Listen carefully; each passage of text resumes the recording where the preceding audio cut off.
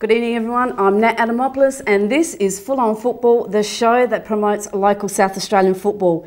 Well, I'm telling you, the gloves are on this week and we've got our keepers show. It was so successful last year, we thought we'd do it again this year, and this year we've got 3 new keepers to introduce to you, and can I say, none of which have been on Full On Football, so it's going to be an interesting night tonight.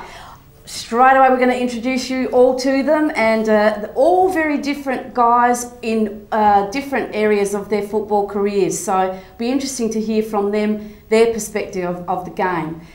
Introducing first off the rank is from Modbury Jets, Paul Reilly. To the left of him is Pogliacomi from Campbelltown City. And on the end, our tallest keeper is Kirk from Enfield City Falcons. Welcome to Full On Football, guys. How are you, Matt? Absolutely brilliant to have you. And look, I'm a big fan of keepers, I have to tell you. And so I'm really looking forward to tonight's show. As I said to you, you're all in very different stages of your career.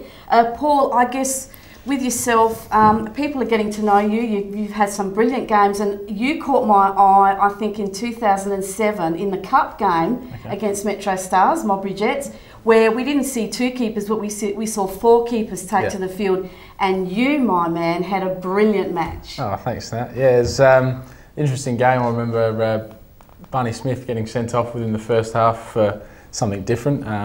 He doesn't normally, did he? No, I'd like to thank Barney for continually getting sent off, giving me exposure at a young age, so that was good. But no, it was an interesting game. So. Yeah, fantastic. And as I said, you've just really come to the fore in the last couple of years. You've played some magnificent games, and quite often when we're at your matches, you hear quite a lot of people saying how brilliantly you do play, because you do keep Modbury Jets in the game in very many matches. So, congratulations to you, and congratulations on your first win too with your coach Neil Henderson. Thank you. Yep, it was a great night. We I think we deserved it. We've been unlucky a few times this year. It's been frustrating, but no, it was good to get the first win. Yeah, fantastic stuff. Now, Les, I saw you in your first game this year against Western Strikers, which unfortunately was a loss for your side, for Campbelltown City. And I kept thinking, Pogliacomi, I know the name, but I'm not quite sure where. Couldn't put my finger on it until I started looking further and further. Now, you have got NSL experience, you've got UK experience, and fantastic thing, because not quite often you can attest to this, is that you've been in 2 of the greatest comebacks in Australian football, on 2 different ends of it. Yeah. One was the losing end, and that was the game in '97, Adelaide City against Marconi. Yeah. And then the second one was obviously better for you. That was in the 2000 match, the grand final, NSL grand final, where you were with Wollongong Wolves and you defeated Perth Glory after they went into the halftime 3-0 up, and you came back and you won it on penalties. Well, luckily the one where I was on the losing side, I was actually on the bench, so okay. I had no part to play in that one. Yeah. But obviously the winning one, that's probably the highlight of my career. Coming back from 3-0 down, no hope in hell, and winning it in a penalty shootout, and saved a few penalties and took one and scored one, and yeah, it was good fun.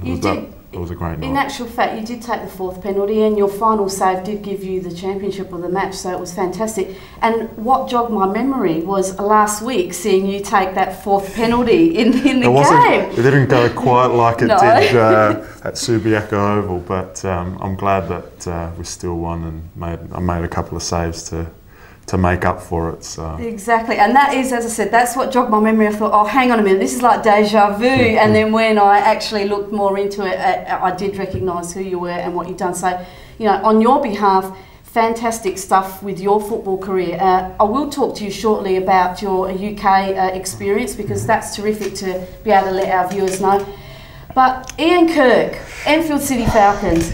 Now, I have to say, you are the shortest guy here tonight. You're not the tallest keeper in any of the leagues, but I must admit, what you lack in height, you make up for in heart on the pitch, and it's absolutely brilliant to see some of the saves that you've made, especially this season. Yeah, it's pretty daunting, like we played against Adelaide Hills, and there was a few giants in there, looked like a little kid out there on the park. So no, it's good that Enfield's rang and want me to go out there and have a go, and no, it's good. You know, it's good for other keepers that are short, not as tall as these guys here. You know, so yeah, I play to my strengths, and that's about it, really. You know, there's nothing else I can do, really.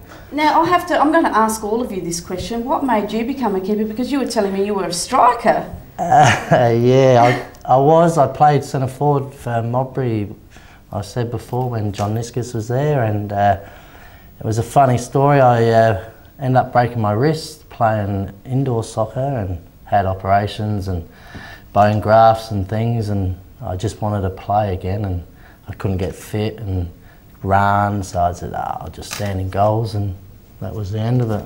I've been there ever since, 15 years or whatever, so yeah. Oh, well, I'll tell you what, as I said, you're doing really well. We're going to see a little bit of your footage later on too, so some gutsy keeping going on there. But Les, yourself, as I said, you've been over in UK, you've had quite extensive experience over there with Oldham and also Blackpool, exactly. What made you want to be a keeper? Is it something that was a lifelong quest that you wanted to do? It's funny, but I've got a sort of little quirky story, but mine was a long time ago. It wasn't quite later on in my career. I was like playing in Argentina. My family had moved over there permanently to live. Obviously we came back, but I started playing soccer out there because I was getting into fights and being a naughty little boy as I was. And yeah, I started playing in the centre of midfield, and one training the goalkeeper was sick and we were all having goes in the goal. Whoever would concede would go out, and they couldn't score past me, so I said, hang on a minute, you're going in goal and the keeper's then going in centre midfield, and I've stayed there ever since. So, yeah. Now, obviously you had an injury that finished your career up over there, and so you've come back over here, so we're lucky to have you here because you're a Sydney boy, so it's great to have you over here. But what I was going to say, and I've just lost my train of thought, the difference between playing over there in the league that you were playing and now where you are with Super League. Obviously, I'm not going to deny it's just a massive difference, just for the fact that, you know, it's a job over there. You're training practically every day. You know, the pressures to perform are massive. You know, I wasn't in the highest division in England, but I was basically 2 divisions off the Premier League. Now, there are clubs in my division like Leeds United and the Nottingham Forest were there, and the clubs that have been in the big time, and they all want to bounce straight back. So obviously it's a massive difference, but at the end of the day, for me, the round ball game is about enjoyment, and I enjoy playing just as much with Campbelltown City as I did with Oldham and with any of my other clubs. So that's why I'm continuing, and hopefully for me it's not just about myself. I can sort of pass on some of my knowledge that I gained while I was over there to some of the younger keepers at Campbelltown. I think that's why Rocky's sort of been keen to have me there as well. Fantastic. You know, pass on my knowledge not only to keepers, I guess, to the defenders that play in front of me, and hopefully pass on. Yeah, that's fantastic. Well, we're very lucky to have you here. Now, Paul, yourself, what made you want to become a keeper? How did you start off? Were you always a keeper? I don't even think I wanted to become a keeper. Right. I was always used to play on the field for Teacher Gully back in the day, and yeah, for some reason you used to rotate goalie, and I think I eventually got stuck in goals, and I still don't really enjoy it that much, but I'd rather be out in the field, I think, but have a bit of a run around, but yeah, it's not bad. Yeah, well, I mean, the thing with keep is that you're either villains or heroes. There's no in between. I mean, you might pull off some great saves, but at the end of the day, if you lose the match, people don't remember those great saves. They'll just, you know, it's a loss. That's what you remember. One of the greatest sort of quotes I ever got from a goalkeeper coach who was trying to, you know, tell me, pass on some information to me to further my career, and he said, you know, goalkeepers are judged by their mistakes.